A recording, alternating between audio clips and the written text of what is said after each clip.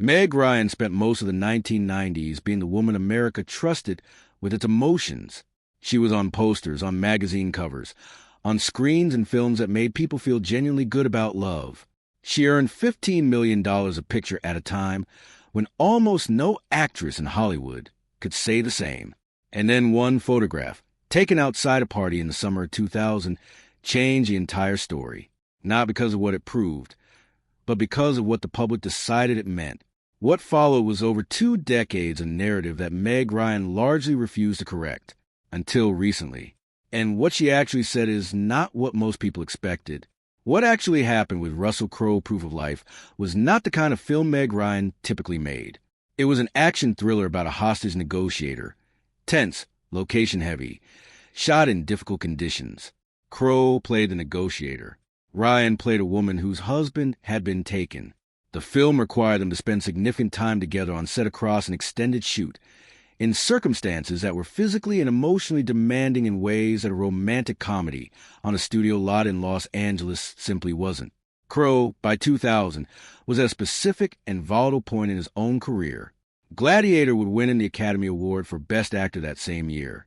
He had a reputation for intensity, for impatience, for saying things in interviews that publicists spent weeks cleaning up after. He was also, according to people who worked closely with him, genuinely magnetic in the way that certain performers are in person, a quality that doesn't always translate cleanly through a screen, but is difficult to be around without noticing. The relationship between Ryan and Crowe developed during production. People on the set describe a connection that moved from professional to something more personal in a way that those things tend to happen on location shoots. Gradually, then suddenly, by the time they were seen in London during filming, the relationship was visible to anyone paying attention. They were spotted in restaurants and around the city in ways that made their connection obvious to observers even before any photographs were published. The hand-holding image from the Mission Impossible 2 party in July of 2000 was not the beginning of the relationship. It was simply the moment the public caught up with something that had been in progress for months. By that point, Ryan's marriage had already been announced as over. The relationship lasted less than a year. By Christmas of 2000, they were on different continents. Ryan in Los Angeles, Crowe back in Australia. The breakup happened without public statements or dramatic confrontations. They simply moved in different directions, and the relationship ended. What emerged in the years afterward, through a combination of reported accounts and Crowe's own public comments, suggested that the dynamic between them had been considerably more asymmetrical than the tabloid version allowed for. People close to Ryan described Crowe as intensely invested, pursuing the relationship with a degree of seriousness and urgency that she hadn't been prepared for, given where she was personally at the time. He gave her substantial gifts. He talked, according to those accounts, about wanting a future together in concrete terms that Ryan found overwhelming when she was still in the immediate aftermath of a difficult divorce. Crowe himself later said publicly that the geographic reality, his deep connection to Australia, his need to be rooted in that place, was something that ultimately couldn't coexist with the shape of Ryan's life in Los Angeles. He described it not as a failure, but as a collision between two people with incompatible logistical realities.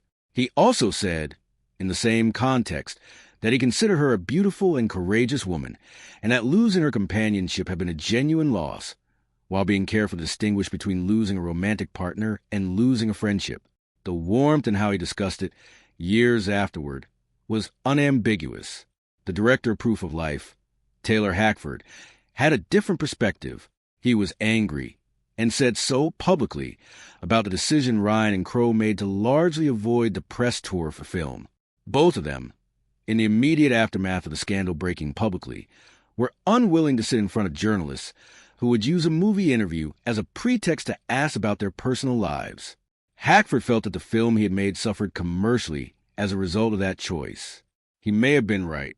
Proof of Life did not perform at the level its budget or its cast might have suggested, but the decision Ryan and Crowe made to protect themselves rather than promote the film was also the decision of two people who understood exactly how those press conversations were going to go. Everything that came apart after the Russell-Crowe relationship ended by the close of 2000. What came after was a different kind of problem, one that unfolded over several years and left marks that were, in some respects, deeper than the scandal itself. Ryan had built her career on a specific kind of audience trust. People went to her films because they believed in her, not just as an actress, but as a person. The characters she had played across a decade of romantic comedies were warm, flawed, recognizably human, and always capable of being loved. That trust was transactional in a specific way. Audiences gave it freely, and in return she gave them films that didn't betray it. When the tabloid version of the affair established itself as a dominant narrative, it didn't just damage her reputation. It damaged the mechanism through which her career had functioned. Audiences who had trusted her felt, in some hard-to-articulate way, that she had been hiding something, that the warmth had been a performance, that the real Meg Ryan was someone less straightforward than the person they had watched fall in love on screen for 10 years. She tried to reposition. In 2003, she appeared in The Cut, a film directed by Jane Campion, dark and sexually explicit, a deliberate departure from everything her career had been built on. It was not a calculated commercial move. It was a choice of an actress who wanted to demonstrate range and who was, by that point, operating with less concern for what the audience would accept and more concern for what interested her as a performer. The film was a commercial failure, grossing around $23 million worldwide against its production costs. The press appearance she made in London to promote that film produced what became one of the more talked-about interview moments of the decade. Sitting across from one of Britain's most prominent television hosts, Ryan encountered a line of questioning she had not anticipated. Pointed, personal, and structured around the presumption that her decision to make a darker film was some kind of psychological symptom of the years she had just lived through. She responded with visible discomfort, short answers, and eventually a request to simply end the exchange. The host, at the time, characterized her behavior as rude and dismissive. The British press agreed enthusiastically. She was described as arrogant, sullen, and contemptuous of the people who had come to watch her. Years later, the host who had conducted that interview said publicly that he had behaved badly. He acknowledged that he had been angry with her in a way that was not his place, that he had come across as pompous, and that he owed her an apology. He stopped short of a full, unqualified one, adding that she had played some part in how things went. But the acknowledgement was significant. The person who had been described as a villain of that exchange was acknowledging, a decade and a half after the fact, that he had contributed to it. Ryan's response to that admission, when asked about it later, was measured. She said she hadn't spent time thinking about him. She had left after the interview and not looked back. That was the posture she had adopted across the entire period. Not engagement, not public correction, not the kind of media rehabilitation campaign that a publicist might have designed. Just distance.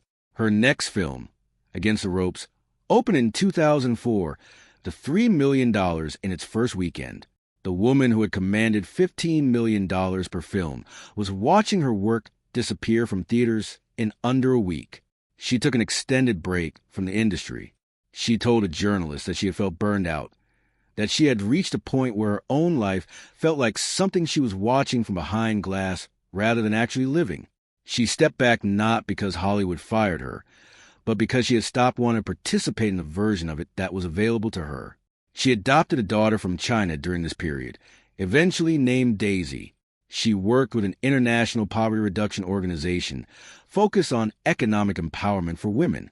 She moved through the middle years of the 2000s and into the 2010s largely outside the entertainment press's primary focus, which, given what the entertainment press's primary focus had done to her, was not an accident. The photograph that ended an ERA, most careers don't collapse in a single moment. They erode, slowly, quietly, across a series of small decisions and unlucky turns. Meg Ryan's didn't erode. It broke. And it broke at a specific point in time that almost everyone who followed her story can identify without thinking too hard about it. July of 2000. Outside the premiere party for Mission Impossible 2, hosted by Tom Cruise, two people emerged from the event, Meg Ryan and Russell Crowe, and photographers caught them holding hands. That image went everywhere. Within days, it had been printed in every major tabloid on 2 continents, dissected on television, and turned into the centerpiece of a story that the press had already decided it was going to tell. The story went like this. America's sweetheart had abandoned her husband and her marriage for a volatile, intense Australian actor. She had thrown away the life people had imagined for her, the romantic comedy version, the one where love worked out and the credits roll at the right moment, in favor of something messier and less forgivable. She had, in the tabloid shorthand of the era, become someone else, someone the public wasn't sure it liked. What made the image so damaging wasn't just the hand-holding, it was the timing. Ryan's separation from Dennis Quaid had been announced the previous month. The divorce wasn't finalized, and here she was, before the ink had dried on the legal paperwork, photographed in public with her co-star. The press treated the photograph as confirmation of a sequence of events it had already constructed. Ryan had cheated. Ryan had caused a breakdown. Ryan was the problem. The coverage that followed was relentless in a way that feels almost quaint by today's standards. Pre-social media, pre-streaming, operating entirely through print and television, but was no less total for being analog. Columnists weighed in. Talk shows debated it. The woman who had spent a decade being described as the most likable actress in Hollywood was now being described as something considerably less flattering. What the coverage rarely examined was what Ryan's marriage had actually been before the photograph existed, or what kind of person Russell Crowe actually was off-screen, or whether the story the tabloids were telling had any real relationship to what had happened between these two people. Those questions got crowded out by the image, which was simpler and more satisfying than anything the actual facts were likely to produce. Ryan stayed mostly quiet. She gave a handful of interviews in the immediate aftermath, pushed back gently on a few of the more egregious claims, and then largely retreated from the kind of press engagement that had defined her career throughout the 90s. The silence was interpreted by a press that had already decided what it thought as confirmation of guilt. It was neither, but understanding what it actually was requires going back further than that July photograph, back to where Ryan started, and back to what she had built before any of it came apart. $15 million and a ceiling SHE didn't know was there the version of Meg Ryan that existed before 2000 is worth understanding in specific terms, because it makes what happened afterward considerably harder to explain away as simple career decline. She was born Margaret Hyra in November of 1961 in Fairfield, Connecticut. Her mother had been an actress and a teacher. Her father taught school. She took the stage name Ryan from her maternal grandmother's maiden name, a small decision that would eventually be recognized by audiences on 5 continents. She studied at the University of Connecticut, then transferred to New York University, and left one semester before graduating to pursue acting. That kind of risk, walking away from a degree that close to completion, tends to either pay off completely or fail completely. In her case, it paid off. Her first substantial television work came on the soap opera As the World Turns, where she worked from 1982 through 1984. It was training, not stardom, and she treated it that way. Her film breakthrough came with Top Gun in 1986. Not a leading role, but a culturally significant film that put her in front of an enormous audience and made directors and casting agents pay attention. 3 years later, she landed When Harry Met Sally. That film, released in 1989, is where Ryan's particular talent became fully visible. The script by Nora Ephron gave her character a genuine complexity, funny and anxious and occasionally maddening, and Ryan played it with a kind of naturalism that looked easy and was not. She received her first Golden Globe nomination for it. The famous diner scene from that film became one of the most referenced moments in the history of American romantic comedy. It is still referenced. That tells you something about the quality of what she did there. The 1990s belonged to her in a way that almost no actress can claim about a decade. Sleepless in Seattle, French Kiss, You've Got Mail, the last 2 of which paired her again with Tom Hanks, and their chemistry across multiple films became a kind of cultural shorthand for certain.